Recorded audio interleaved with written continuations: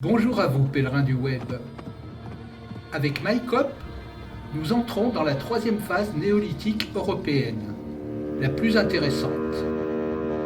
Après celle pré-chalcolithique, qui s'étend de moins 6400 à moins 4800, après celle chalcolithique, entre moins 4800 et moins 3300, qui voit en outre l'émergence des protovilles européennes avec Cucuteni, une entité culturelle révolutionnaire et puissante, couverte par plusieurs cultures, au demeurant toutes indo-européennes, va émerger dans la steppe. Cette entité repose sur les trois critères suivants. Ses rapports intimes au cheval, avec la pratique de l'équitation, ce critère sera vu avec la culture bataille dans la prochaine vidéo. Le choix d'un nomadisme exclusif, rendu possible par l'utilisation des premiers chariots à roues. Le chariot à roues a été traité dans la vidéo Naissance des dieux partie 1, vous trouverez le lien dans la description. En troisième critère, et non des moindres, la forge et l'utilisation des premières épées en bronze. Cette entité culturelle révolutionnaire porte le nom de culture Kourgane. Les archéologues identifient une culture Kourgane par l'aspect particulier de ses inhumations, qui témoignent d'une aristocratisation jusqu'alors disparate et non habituelle en Europe. Cette entité Kourgane va bouleverser l'Europe, la sortant du néolithique pour faire entrer l'humanité dans l'âge du bronze.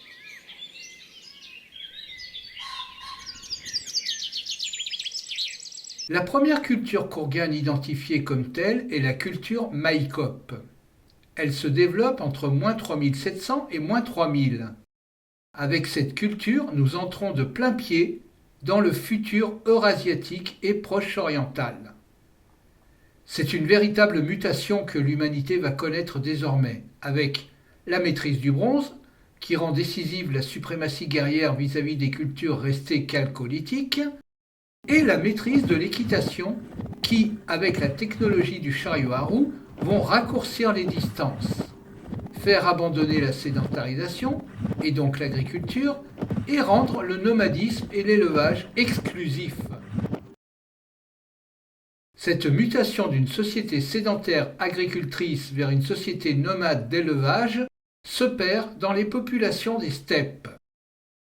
Les deux maîtrises, celle du bronze et de l'équitation, couplées entre elles, vont aboutir un millénaire plus tard, au sud du bassin pontique, dans la région du Proche-Orient, à la constitution des premiers États et empires. MyCop est la première culture qui permet cette mutation indo-européenne. MyCop se développe sur 700 ans, entre moins 3700 et moins 3000, c'est-à-dire du néolithique final, de moins 3700 à moins 3300, jusqu'au début de l'âge du bronze ancien, de moins 3300 à moins 3000. Elle apparaît en même temps que la culture Kemi-Oba, qui est, au-delà du Don, sa voisine de l'ouest. Voir la vidéo précédente. MyCop se développe sur une aire géographique allant de la péninsule de Taman et du Kouban, dans la dépression de Kumamanish, de la bordure de la mer Noire par son flanc ouest, descendant jusqu'au pied du Caucase par son flanc sud, et jusqu'à l'actuelle Tchétchénie sur son flanc est. MyCop doit son nom au Kourgane de MyCop, le premier identifié, daté entre moins 3500 et moins 2500. Ce tumulus comprenait une sépulture royale avec de nombreux objets d'or et d'argent. Il est situé au sud du cours moyen du Kouban. La péninsule de Taman forme la partie ouest de la dépression de Kumamanish. Elle est séparée de la péninsule de Kertch, en Crimée, par le détroit de Kertch. Ce détroit réunit la mer Noire au sud à la mer d'Azov au nord. Le Kouban est le bassin du fleuve éponyme qui se jette dans la mer d'Azov au niveau de la base nord de la péninsule de Taman. Le fleuve Kouban est navigable pendant une bonne partie de l'année. Il permet de rejoindre la mer d'Azov et le territoire de la culture Yamna en remontant le Don et ses affluents via la région de l'actuelle ville de Donetsk. La culture Maïkop jouit donc d'une position géographique propice aux échanges commerciaux.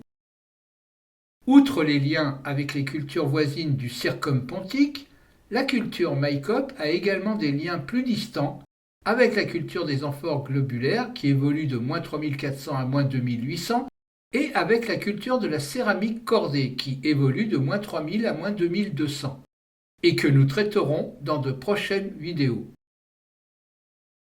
Après un mouvement d'expansion très important, l'influence de Maïkop perdurera dans tout le bassin pontique au cours du troisième millénaire. Origine.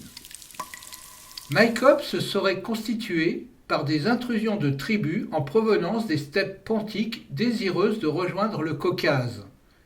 Ces tribus se seraient installées dans la dépression de Kumamanish, trouvant là des conditions climatiques, de subsistance et métallifères, en particulier le cuivre, suffisamment convenables pour une installation durable. Les tribus fondatrices de Maïkop apportent avec elles la domestication du cheval.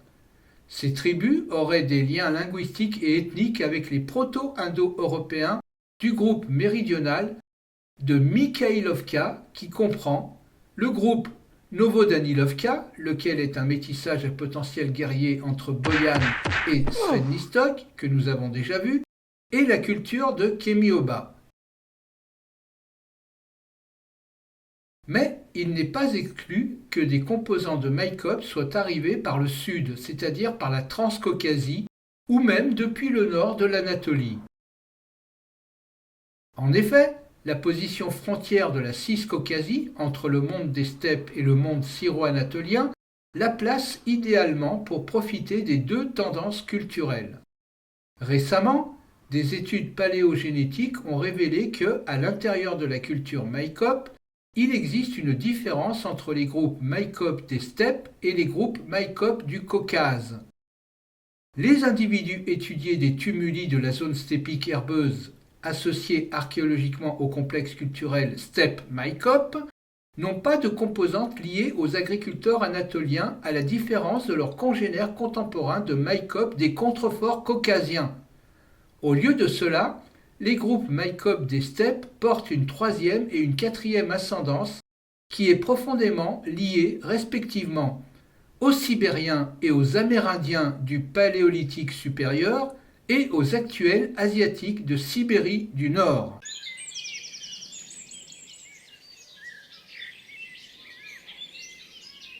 Évolution spécifique. Durant son existence, Maïkop subit l'influence des cultures voisines. À partir de -3500, celle de la culture Yamna, qui se développe entre -3500 et -2300. Elle lui est donc contemporaine avant de disparaître au profit de Yamna. À partir de -3400, Maïkop subit l'influence de la culture Kuro-Arax qui l'aborde au sud de l'autre côté des monts du Caucase et qui s'étend vers l'Anatolie orientale. La culture Kuro-Arax se développe de -3400 à -2000. Nous la verrons plus tard. Enfin, Maïkop est mitoyenne au nord de la culture de Novotitorovska, laquelle évolue entre -3300 et -2700. Cette dernière aurait résisté 300 ans de plus que Maïkop à la poussée Yamna.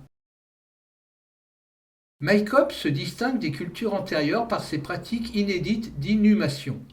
Les sépultures sont bordées de pierres, ce que l'on a vu dans plusieurs cultures précédentes, mais ici elles sont surmontées d'un kurgan. Le kurgan est un monticule, un tertre, voire une colline artificielle qui recouvre la tombe.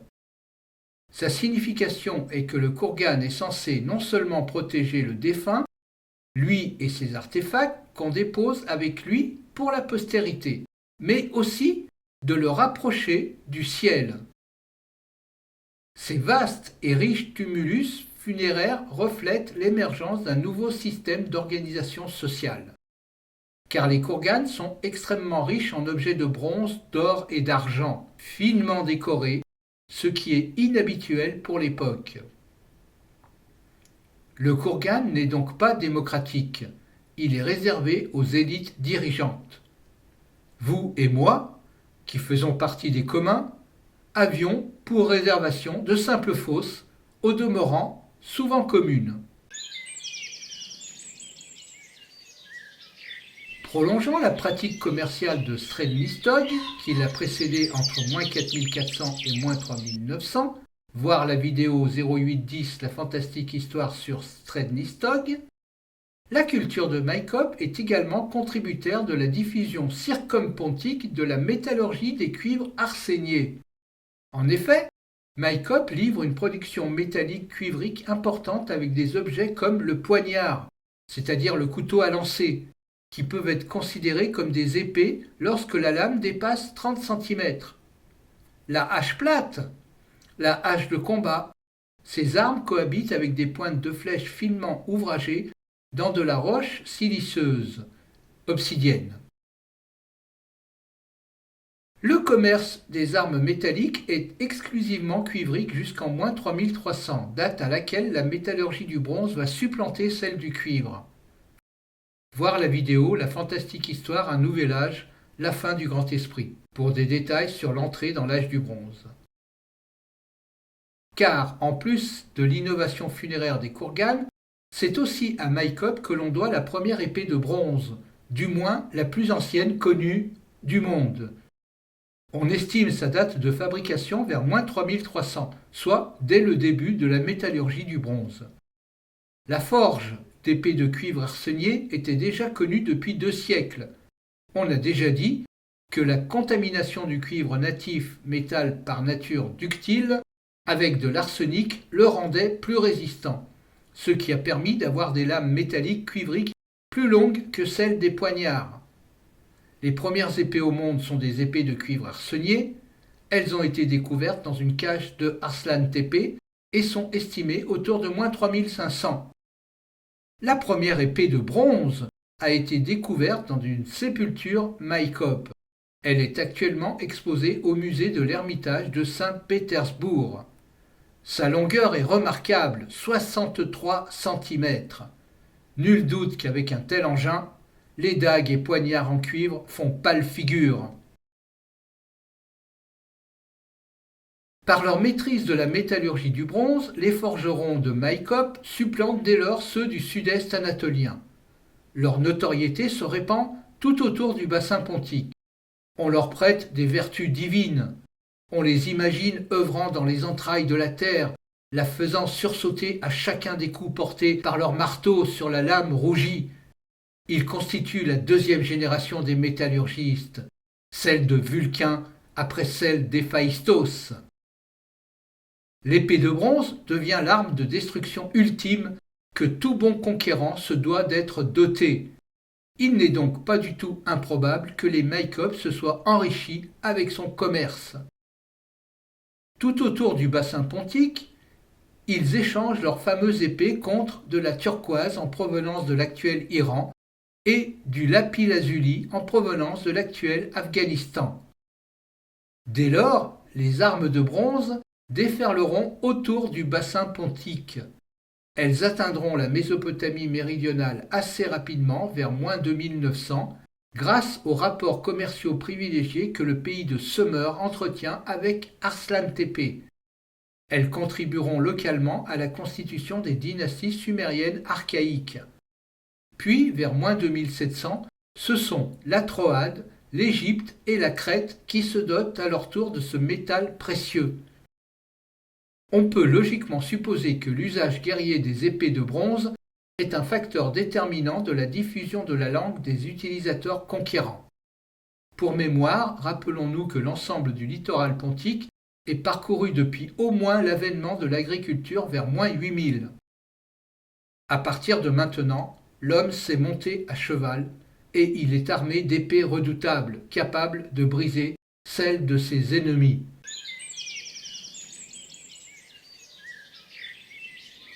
Outre le commerce et la guerre, l'économie des tribus Maïkop est basée sur l'agriculture par la houe, pièce fabriquée en silex ou en bronze et qui sert à retourner manuellement la terre, ainsi que sur l'élevage de troupeaux bovins et ovins.